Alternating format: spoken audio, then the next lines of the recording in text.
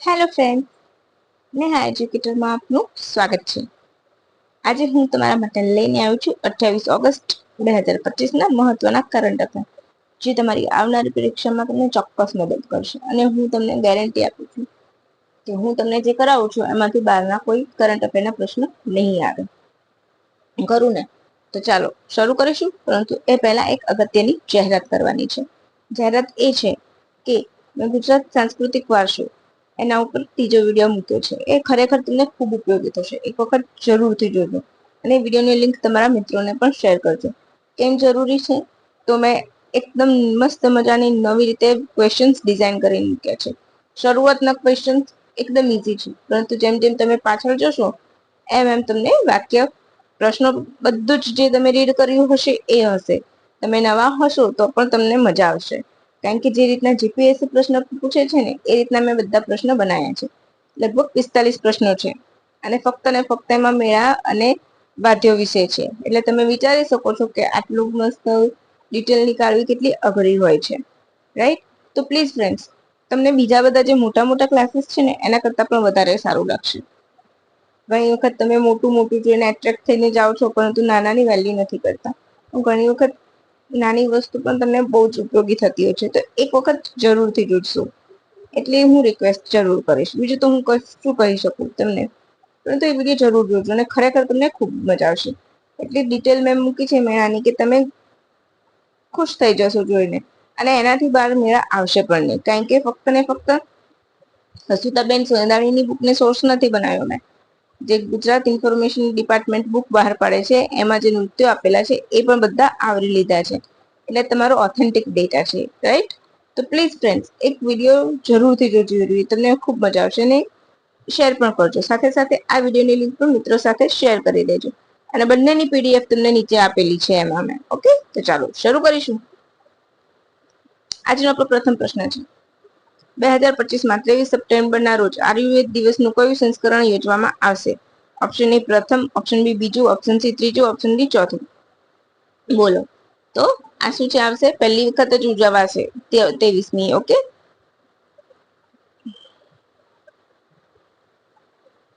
તો option A પ્રથમ સંસ્કરણ છે. કેમ?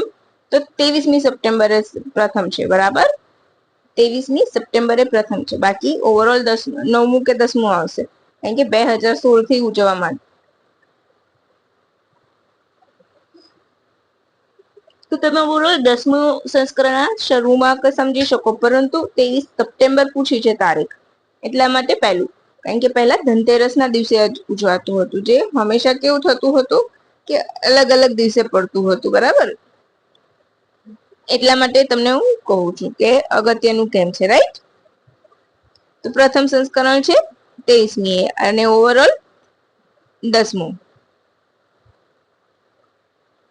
હવે 2016માં પ્રથમ વખત આરંભ પછી આ આયુર્વેદ દિવસ દર વર્ષે એક નિશ્ચિત તારીખ નક્કી કરવામાં આવી. કેમ? બરાબર, દર વર્ષે નિશ્ચિત તારીખ નક્કી કરવામાં આવી કે દર વર્ષે, કારણ કે કેવું થાય, ધનતેરસ હોય એટલે દર વર્ષે અલગ અલગ આવે, રાઈટ? એટલા માટે નક્કી કર્યું કે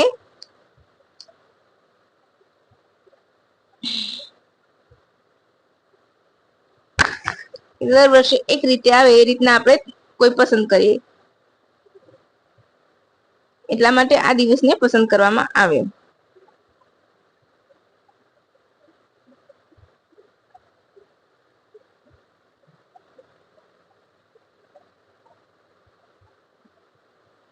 બરાબર.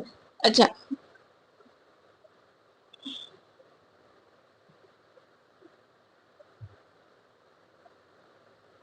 એક મિનિટ, પાણી પી લો. પાણી પીને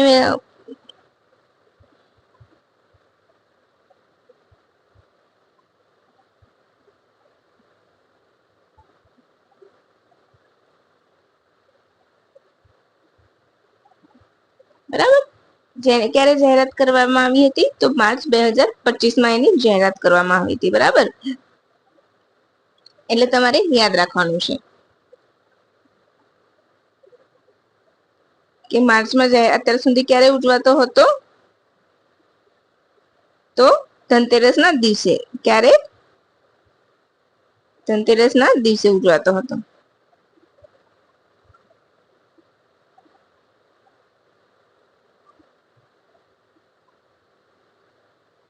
પછી પછી એ પણ ધનતેરસ એટલે કોનું?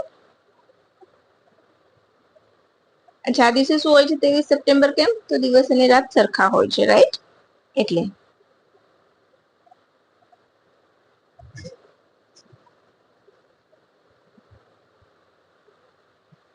હવે ધન્વંતરીનો જન્મદિવસ, બરાબર? આયુર્વેદના પિતા જેને આપણે માનીએ છીએ એવા ધન્વંતરીનો જન્મદિવસ ધનતેરસના દિવસે આવે છે, એટલા માટે આ દિવસ ઉજવવામાં આવે છે, બરાબર? આયુર્વેદ દિવસ. હવે 23 સપ્ટેમ્બર યાદ રાખજો, દિવસ ને રાત સરખા હોય છે, બરાબર? એ સિવાય બીજે ક્યારે હોય છે?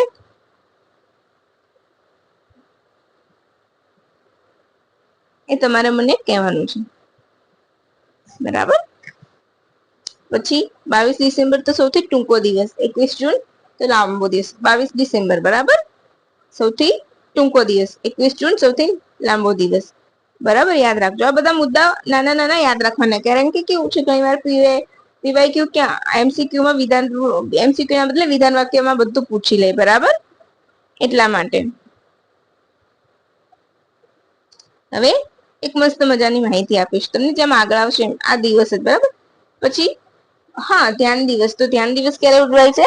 21 ડિસેમ્બર. પ્રથમ વખત ગયા વર્ષે 2024માં ઉજવાયો, એટલા માટે. હવે વિશ્વ તળાવ દિવસ ક્યારે ઉજવવામાં આવ્યો? Option A 27 August, option B 29 August, option C એક પણ નહીં, ઓપ્શન ડી એક પણ નહીં. બોલો.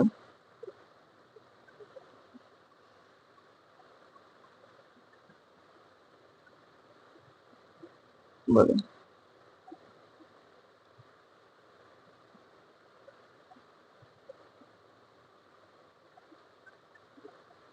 ફટાફટ ફટાફટ.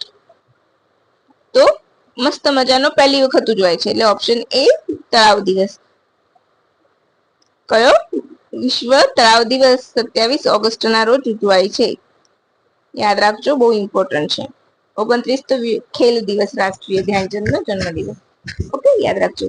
27 ઓગસ્ટ. અચ્છા, આ વર્ષે પ્રથમ વખત 21 માર્ચ ના રોજ શું ઉજવાય હતું? તો વિશ્વ હિમ નદી દિવસ કહેવાય છે, ગ્લેશિયર ડે, રાઈટ? 2025 ના વર્ષને પણ ગ્લેશિયર ડે જાહેર કરેલું છે, રાઈટ? તો એ પણ યાદ રાખી લેજો. હવે ડિસેમ્બર 2024 ના ન્યુયોર્કમાં યુએનજીએ ના મળેલા સંમેલનમાં યુએનઈપી દ્વારા પ્રસ્તાવ મૂક્યો હતો અને એને સ્વીકારવામાં આવ્યો હતો. હવે પાણી કે ફોરેસ્ટ કેને લગતું હોય તો યુએનઈપી ઇન્વોલ્વ હોય, એટલું યાદ રાખવાનું. પ્રસ્તાવ યુએનજીએમાં મુકાય ને પસાર કરે પછી મોટા ભાગે થતા હોય છે, રાઈટ? તો ક્યારે? 27 ઓગસ્ટ વિશ્વ તળાવ દિવસ. બહુ જરૂરી છે. કેમ?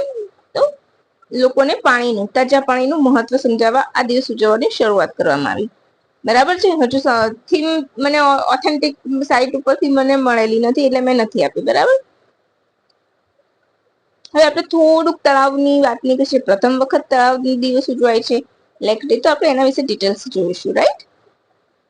તો વિશ્વનું સૌથી મોટું તાજા પાણીનું સરોવર કયું છે? રશિયાનું બેકલ ઝીલ, ક્ષમતા મુજબ, બરાબર? અને મીઠા પાણીનું સુપીરિયર વિસ્તાર મુજબ પૂછે તો સુપીરિયર લેક આવશે, યાદ રાખજો, બરાબર? એ સિવાય આપણે અગત્યના સરોવર જોઈશું આપણા ભારતના, બરાબર? સૌથી મોટું સરોવર વેમ્બનાડ, કેરળમાં છે.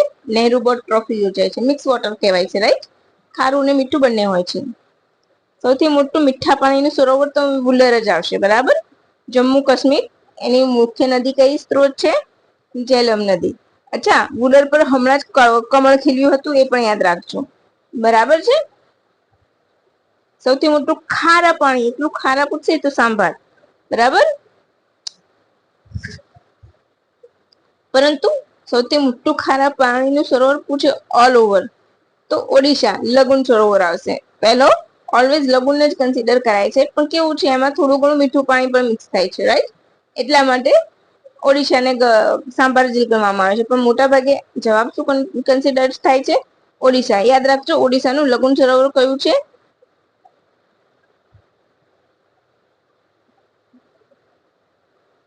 ચિલ્કા આવશે, અહીંયા મેં નથી લખ્યું, હે ને? ચલો, ચિલ્કા યાદ રાખી લેજો. સૌથી મોટું ખારા પાણીનું સરોવર કયું છે? ચિલ્કા લેક.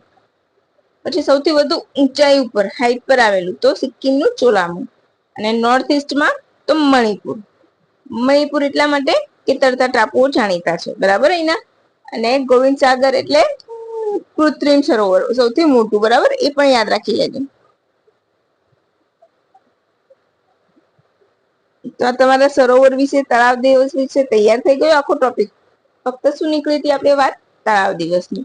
તળાવ દિવસની સાથે સાથે મેં તમને કેટલું બધું કરાવી દીધું. હવે તમને નથી લાગતું કે મને એક લાઈક આપવી જોઈએ? અને સાથે સાથે ગુજરાતના લોક સાહિત્ય વારસો પણ જોવો જોઈએ પૂરેપૂરો એક વખત, તો તમને ખ્યાલ આવે કે કેવો કન્ટેન્ટ છે. તમે બહારથી જોઈને જતા રહો, ઉપરથી બે ત્રણ વસ્તુ જોઈને જતા રહો, તો તમને કદી ખ્યાલ જ નહીં આવે. મચ બેટર, હું બહુ બેટર છું બીજા બધા થઈ ગયું, રાઈટ. મારો કન્ટેન્ટ પરફેક્ટલી હું તમને આપું છું, પરંતુ કદાચ એવું હોય છે કે મોટા મોટા ક્લાસીસ આપણને વધારે એટ્રેક્ટ કરે છે. એ લોકો જે બકવાસ કરે છે, અમુક લોકો, તમને ખબર છે કેવો બકવાસ કરતા હોય છે. અને જાણે આ હ્યુમિલેટ કરતા હોય, ઉપકાર કરતા હોય એવી રીતના વાત કરતા હોય છે, ગંદી રીતના. કેમ? તો એ સફળ થઈ ગયા છે એટલે, હે ને. એટલે તમને એવું લાગે છે કે એજ બેસ્ટ છે, પણ એવું નથી હોતું. ક્યારેક નાના નાના માણસો પણ તમને વધારે સારું આપે. તમે એક વખત જુઓ તો ખરા, તમને ખ્યાલ આવશે કે કેટલું સરસ કન્ટેન્ટ છે. એ લોકોથી પણ બેટર છે. એ લોકો બિનજરૂરી વસ્તુઓ પણ નાખે છે. કેમ? તો જે ફ્રીમાં આપે છે ને, એટલે કે ફ્રી વાળા ભલે ને બિનજરૂરી વસ્તુઓની પાછળ લઈ જાય, અટકી જાય, રાઈટ. અને અમારા પેડ વાળાને અમે મસ્ત આપીશું ટુ ધ પોઈન્ટ. એટલા માટે તમને મોટું અને બિનજરૂરી કરીને પોતાના જ વખાણ કરીને આપે છે બેસ્ટ. એટલે તમને એવું લાગે કે હા, નામ છે તો આવું જ હશે. બટ એવું નથી હોતું. એ પેઇડમાં તમને લિમિટેડ વર્ઝનમાં જ કરાવશે તૈયારી. ફ્રી આપે છે ને એટલે તમને વધારે આપશે. જયારે મેં એવું નથી રાખ્યું. મેં તમને ફક્ત ને ફક્ત ટુ ધ પોઈન્ટ જ આપ્યા છે, કે જે પૂછાય એ જ પોઈન્ટ મૂક્યા છે. એક વખત જોવું તો ખરા ત્રીજો ભાગ લોક વાર્તાના, બીજો ને ત્રીજો, તમને મજા આવશે. અને જે પીવાયક્યુમાં આવેલું છે ને, એમાંથી જ મેં બનાવ્યું છે. બાકી તમારી મરજી. તમને બિનજરૂરી ટાઈમ સ્પેન્ડ કરવો હોય તો તમે મોટી મોટી ક્લાસીસ વાળા પર જઈ શકો છો. એઝ યોર વિશ. પ્રધાનમંત્રી નરેન્દ્ર મોદીની અધ્યક્ષતામાં કેન્દ્રીય મંત્રીમંડળે પીએમ સ્ટ્રીટ વેન્ડર આત્મનિર્ભર નિધિ યોજનાને 31/12/2024 પછી ધિરાણ સમયગાળાનું પુનર્ગઠન અને વિસ્તરણ કરી ક્યાં સુધી લંબાવવામાં આવી? તેનું પુનર્ગઠન કરીને લંબાવવામાં આવી છે 2026, 2027, 2019, 29 અને 2030. બોલો શું જવાબ આવશે? તો અહીં આપણો જવાબ આવશે 2030. બરાબર. 31 માર્ચ 2030 સુધી ચાલશે. આ યોજનાનો અમલ કોણ કરશે? તો ગૃહ અને શહેરી વિકાસ બાબતોનું મંત્રાલય અને નાણાકીય સેવા વિભાગ દ્વારા. સરકારે શરૂઆતમાં 1 જૂન 2020ના રોજ COVID-19 દરમિયાન અભૂતપૂર્વ મુશ્કેલીનો સામનો કરતા શહેરી વિક્રેતાઓ એટલે કે સ્ટ્રીટ વેન્ડર માટે ટેકો કરવા અને આ યોજના શરૂ કરી હતી. સ્વનિધિ. સ્વનિધિનું ફૂલ ફોર્મ પૂછાતું હોય છે તો યાદ રાખી લેજો.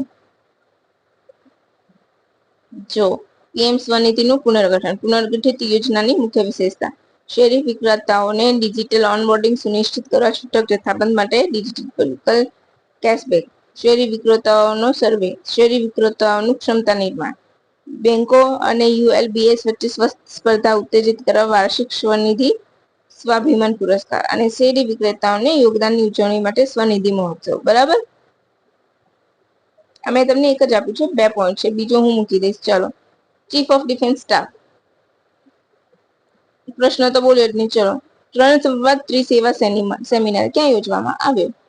રાજસ્થાન, ગુજરાત, ઉત્તર પ્રદેશ, મધ્યપ્રદેશ. અહીંયા આપણો જવાબ આવશે ઓપ્શન ડી, મધ્યપ્રદેશ. ઉદઘાટન અનિલ ચૌહાણ સીડીએસે કર્યું છે. બરાબર. મહુમાં યોજાયું હતું. અહીંયા 2 પ્રકાશનો જાહેર કર્યા. કયા? Joint doctrine for special forces operation અને બીજો joint doctrine for airborne and heliborne ઓપરેશનનું વિમોચન કર્યું છે. બરાબર. છેલ્લો પ્રશ્ન. પ્રધાનમંત્રી નરેન્દ્ર મોદીએ કઈ જગ્યાએ સુઝુકીના પ્રથમ પ્લાન્ટ નું વૈશ્વિક વ્યૂહાત્મક બેટરી ઇલેક્ટ્રોનિક વિતારાનું ઉદઘાટન કર્યું? યાદ રાખજો, આ પ્રશ્ન 100% ડીવાયએસઓમાં આવવાનો છે, તો લખી રાખજો. બરાબર. ક્યાં કર્યું? તો ઓપ્શન બી, અમદાવાદ. તમને લોકોને મારે હવે કંઈ કહેવું જ નથી. મેં એટલે જ ભૂગોળના પ્રશ્નોની સિરીઝ બંધ કરી દીધી કે મને જોઈએ એવો રિસ્પોન્સ નથી મળતો. મેં પૂછ્યું હતું કે તમને ગમતું હોય તો હું રાખું, ચાલુ, નહીં તો બંધ કરી દઉં. એ ખરેખર તમને ખૂબ ઉપયોગી થશે. પીવાયક્યુ નથી, પરંતુ જે જીસીઆરટી ની બુક હોય છે ને 11 એમાં એ પાછળ આપ્યા છે ને પૂછાય છે. તો તમારી મરજીની વાત છે ને. હાંસલપુરમાં ઉદઘાટન કર્યું હમણાં જે એમણે આવ્યા હતા અહીંયા નિકોલ, અને બધી યોજનાઓની ઉદઘાટનો કર્યું છે બરાબર, ઓન એર મૂકીને. પૂરી થાય ના થાય તો જોવાની વાત છે, પણ એ શરૂ કર્યું છે. તો પછી એ અને મેં જે આવાસ યોજના વિશે મેં પહેલા કરાયું છે, એટલે મેં આમાં આવ્યું નથી બરાબર. મારે બિનજરૂરી વિડીયોની લેન્થ કરવી જ નથી રિવિઝનના નામે. પ્રધાનમંત્રીએ તોશિબા ડેન્સો સુઝુકીના સંયુક્ત સાહસ TDS lithium ion battery plant, hybrid battery plant, electrodes સ્થાનિક ઉત્પાદનનું ઉદઘાટન કર્યું છે. એમાં 80 થી વધુ બેટરી ભારતમાં જ બનશે ને અહીંથી નિકાસ થશે, ને જેની ઉપર મેડ ઇન ઇન્ડિયા લખેલું હશે બરાબર. તો બસ હવે આજ માટે આપણે આટલું રાખીશું, અને પછી ફરી કાલે મળીશું નવા મસ્ત મજાની કરંટ અફેરની માહિતી સાથે. જે લોકો વ્યુઅર મારા જોવે છે એ લોકો માટે હું બેસ્ટ જ આપીશ. જે નથી જોતા, જેમને મોટા ક્લાસીસ પસંદ છે ને એમનો બકવાસ પસંદ છે, એમને હ્યુમિલેટ થવું પસંદ છે, તો કે એમને મુબારક છે. પણ તમારા જે મિત્રો નિયમિત મને ફોલો કરે છે ને એમને ખબર છે કે હું તમને બેસ્ટ જ આપવાની છું. અને તમે જોયું જ હશે પીવાયક્યુ કે આવે જ છે, હું કરાવું છું એમાંથી બરાબર. એટલે હવે હું એમ નહીં કહું કે હા તમારા મરજીની વાત છે. સામેવાળાને તમારે શું કહેવાય, સામેવાળાને તમારે પણ આપવું જોઈએ મહત્વ, રાઈટ. તમારા માટે કોઈ આટલું કરતું હોય ને તો તમે, એ લોકો પણ નાનાથી જ શરૂઆત કરી હતી, રાઈટ. તો કેવું છે, ફેમ પૈસા હોય અને ફેમ હોય એટલે એ લોકોને બેસ્ટ ના હોય ને તો પણ અમે બેસ્ટ આપીએ કરીને બોલીને લોકોના દિમાગમાં ઘુસાડીને સાબિત કરી દે છે. મેં જોયું છે કે ચેસની વાત નીકળી તો મહિનામાં 10 વખત ચેસની ગુટ્ટી પીવડાવશે. બીજી વાત નીકળી યુનેસ્કોની તો એકની એક ગુટ્ટી પીવડાવશે. સુપ્રીમ કોર્ટની વાત નીકળી તો સુપ્રીમ કોર્ટની ગુટ્ટી એકની એક મહિનામાં 5 વખત કરાવશે. અરે ભાઈ, એવું ના હોય. એને રિવિઝન ના કહેવાય, એને વેસ્ટ ઓફ ટાઈમ કહેવાય. પરંતુ આજકાલના વિદ્યાર્થીઓને એ પસંદ છે કે મોટું નામ છે ક્લાસનું, વાહ બહુ ફેમસ છે આ સર તો, ચાલો આ ક્લાસના આ સર ફેમસ છે, મસ્ત કરાવે છે, ભલે ને એ ઉદ્ધતાઈથી બોલતા હોય. તમને પસંદ આવે છે, તમે જાઓ ત્યાં. હું નહીં કહું, પરંતુ મારા જે મિત્રો મને ફોલો કરે છે ને એમના માટે તો હું રેગ્યુલર મહેનત કરીને કન્સેપ્ટ તૈયાર કરીશ મારો બરાબર, અને આ કન્ટેન્ટ તમને આપીશ. વિડીયોની પીડીએફ પણ મળી જશે. જે લોકોને શેર કરવું હોય તો મિત્રોને શેર કરી દેજો. અને હા, જે લોકોએ તમે ગુજરાતનો સાંસ્કૃતિક વારસો ના જોયો હોય તો ચોક્કસથી જોઈ લેજો. ચાલો ત્યારે હવે રજા લઉં છું, ફરી કાલે મળીશું. Bye friends, thank you for watching my video. Bye and have a good day.